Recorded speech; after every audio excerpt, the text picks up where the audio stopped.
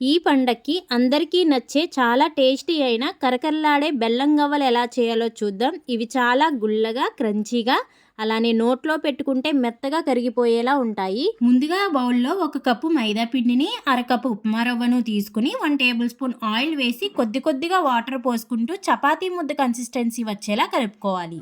ఇప్పుడు ఈ పిండిలో కొంచెం తీసుకుని చిన్న బాల్స్లా చేసుకుని ఇలా జల్లెడ మీద బొటనవేలుతో ప్రెస్ చేస్తే మనకి గవ్వ షేప్స్ వస్తాయి. ఇలానే పిండి అంతటిని గవ్వలుగా చేసుకుని పక్కన పెట్టుకోవాలి. ఇప్పుడు ఆయిల్ హీట్ అయిన తర్వాత ఈ గవ్వలను ఆయిల్లో వేసి గరిటెతో తిప్పుకుంటూ గోల్డెన్ కలర్ వచ్చే వరకు ఫ్రై చేసి తీసుకోవాలి.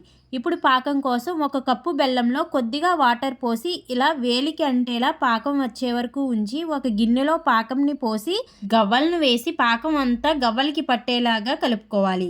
ఇలా కలిపిన తర్వాత ప్లేట్లో వేసి 30 నిమిషాలు అలా వదిలేస్తే బెల్లం గవ్వలు రెడీ అయిపోతాయి.